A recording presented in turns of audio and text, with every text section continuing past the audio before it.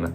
Vamos para as informações, galera? Eu vou começar dando um recado para aqueles hipócritas que estão dizendo que o Flamengo... Ontem o Flamengo emitiu um comunicado oficial enorme falando sobre...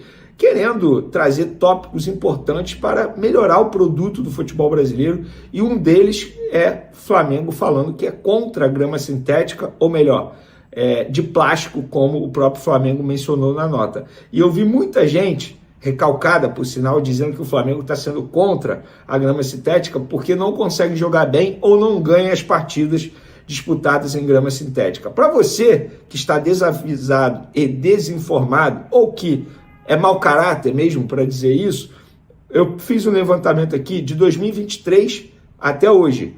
11 jogos em grama sintética, o Flamengo tem 5 vitórias, 3 empates, 3 derrotas. Um aproveitamento de mais de 54%. 14 gols feitos, 11 gols sofridos. Dizer que o Flamengo é contra a grama sintética porque não consegue performar, não consegue ganhar jogos nesse gramado, é mentira, leviano e, repito, mau caratismo, porque os números falam por si só. E por falar em Flamengo, o Flamengo emitiu um comunicado oficial para dizer que vai viajar para Lima no dia 26, mas vai sair do Rio de Janeiro. E por uma boa notícia, para quem não sabe, o último jogo do Flamengo, antes da final da Libertadores no dia 29, é contra o Atlético Mineiro em Belo Horizonte.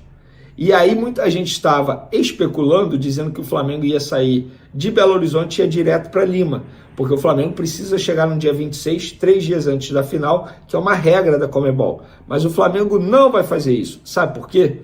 O Flamengo vai vir ao Rio de Janeiro só para ter o contato com seus torcedores, porque o Flamengo sabe que terá o Aeroflá. Então o Flamengo está priorizando o Aeroflá, o seu contato com os torcedores. Inclusive vai ser um gasto maior, porque se o Flamengo fosse de Belo Horizonte para Lima, seria mais barato do que Belo Horizonte, Rio, e depois vai para Lima. É óbvio que seria mais barato, mas não importa. O Flamengo fez esse esforço para poder ter esse contato com os torcedores, porque sabe que esse contato com os torcedores faz muita diferença.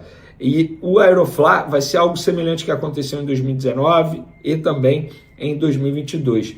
Em 2021, o Flamengo viajou para Montevidéu direto de Porto Alegre, após enfrentar o Grêmio, e não teve esse Aeroflá. Então, bacana demais, parabéns para a diretoria do Flamengo por essa decisão. Isso faz muita diferença, inclusive para os torcedores que não têm capital, dinheiro para comparecer aos jogos atualmente, porque a gente sabe que os ingressos são caros. Então, o torcedor que ele não tem essa oportunidade de ter contato com os jogadores, no Aeroflá tem.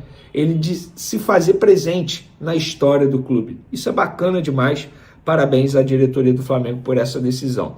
E o Flamengo emitiu um comunicado oficial atualizando a situação clínica. É o famoso boletim médico do Flamengo, dos jogadores que estão no departamento médico. Vamos lá. Alan, jogador, se recupera de uma fascite plantar e segue em tratamento com o departamento médico do Flamengo. Jorginho, meia, realiza trabalhos em campo com a fisioterapia e a preparação física. Léo Ortiz, esse aí, ainda com resquícios de dor no tornozelo após trauma sofrido na região, o zagueiro segue o planejamento de recuperação estabelecido pelo departamento médico do clube. Pois é, a gente já vai falar sobre isso. E o Pedro, aí é boa notícia, pode sorrir. Em função da boa evolução do quadro, o atacante avançou para o último estágio de sua reabilitação da fratura. Nesta quarta-feira, já com 9 mais curta imobilização, retomou as atividades parciais com o grupo em exercícios ainda sem confronto direto. A programação de recuperação segue dentro do planejado pelo Departamento Médico do Flamengo.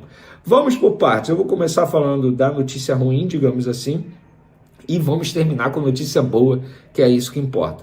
A notícia ruim fica para Léo Ortiz, porque o Léo Ortiz dificilmente terá condições de jogo contra o Sport. Lembrando que Danilo está com a seleção brasileira, não vai poder atuar, que é o reserva imediato do Léo Ortiz ou até mesmo do Léo Pereira. E agora a dúvida é qual jovem vai assumir na ausência do Léo Ortiz. João Vitor, Cleiton ou até mesmo o Iago. O Cleiton eu não colocaria em campo, até porque é um jogador que já assinou um pré-contrato como outra equipe. Então, assim, não faz sentido colocar o Cleiton.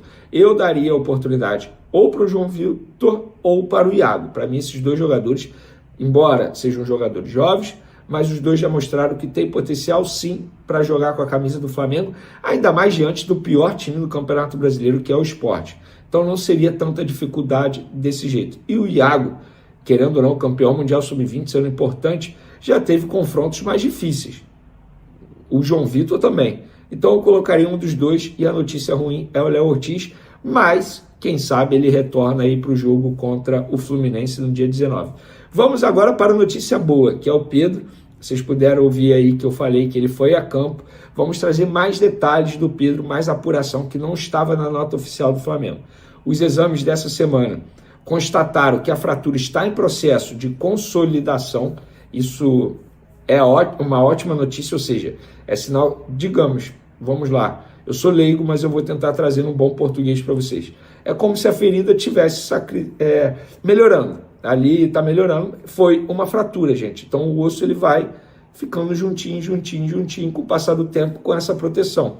Então, e essa proteção que ele está usando nos treinos, vocês puderam ver imagens, eu não vou botar a imagem aqui porque eu tenho medo do YouTube desmonetizar meu vídeo, e eu trabalho pensando na monetização, não vamos ficar aqui, eu preciso pagar minhas contas também, então eu não posso perder a monetização do vídeo.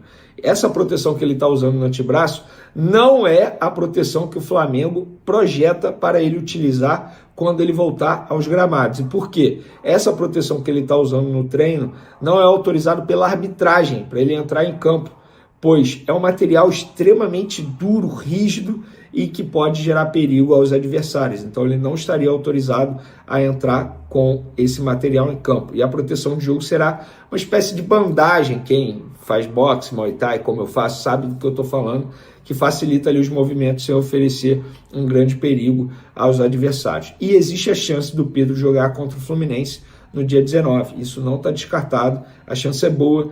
Ele, durante esse período, ele continuou fazendo trabalhos aeróbicos, digamos assim, bicicleta, correndo, enfim, trabalho de força também com as pernas. Obviamente que com o braço dele mobilizado ele não poderia fazer nada.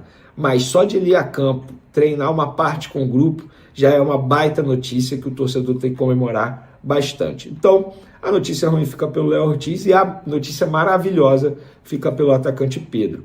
Porém, o Flamengo pode ter aí 11 desfalques para o jogo contra o Sport. Os 7 convocados e os 4 que eu acabei de mencionar que estão no departamento médico do Flamengo. Para finalizarmos o nosso vídeo, Cebolinha. É verdade que ele está de saída e vai para o Grêmio? Novamente isso sendo falado, mas isso não é falado à toa. A imprensa gaúcha noticiou novamente o interesse do Grêmio em ter Cebolinha em 2026. Interesse do Grêmio tem? Tem. Teve proposta até o momento? Não, não teve. O jogador demonstrou que quer sair do Flamengo? Não.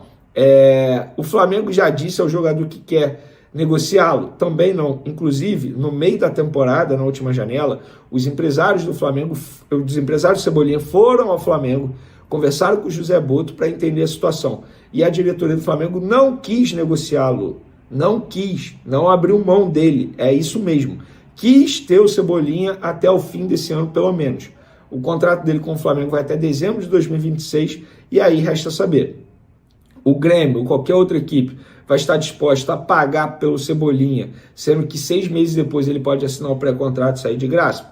Aí tudo depende de uma negociação com o Cebolinha, com o Flamengo. Então não tem como eu ficar aqui na frente da câmera falando o que vai acontecer no futuro. O que eu posso dizer é: Flamengo vai fazer um grande esforço para ficar com o Cebolinha? Não, não vai. Mas resta saber se esse clube interessado, seja o Grêmio ou qualquer outro, vai querer fazer esse grande esforço financeiro para tirar o Cebolinha do Flamengo. Beleza, galera? Espero que vocês tenham gostado do vídeo. Eu particularmente gostei da notícia maravilhosa envolvendo o Pedro. Não deixe de se inscrever no canal, assina, dê o like, ativa o sininho, compartilhe o vídeo. Tamo junto, forte abraço e fui! Vamos lá, nação! Vai dar para jogar tranquilo no Peru? Depois de semanas de tensão política em Lima, o jornalista peruano Renzo Galiano garantiu que o clima se acalmou e a final da Libertadores entre Flamengo e Palmeiras está mantida na capital peruana. Mesmo com alguns protestos ainda rolando, ele disse que nada grave ou preocupante ameaça o evento. A Conmebol segue firme com o plano original e o jogo histórico que vai coroar o primeiro tetracampeão brasileiro da Libertadores. Ele acontece no dia 29 de novembro, às 18 horas. Entendeu o que eu falei aqui? Vai ser o jogo histórico que vai coroar o primeiro tetracampeão brasileiro. E aí, nação, a questão é, você manteria o jogo em Lima ou traria para o Brasil? Sem resposta, né? Não, desculpa, eu quero a resposta. Mas, pô, essa é óbvia, né? Valeu!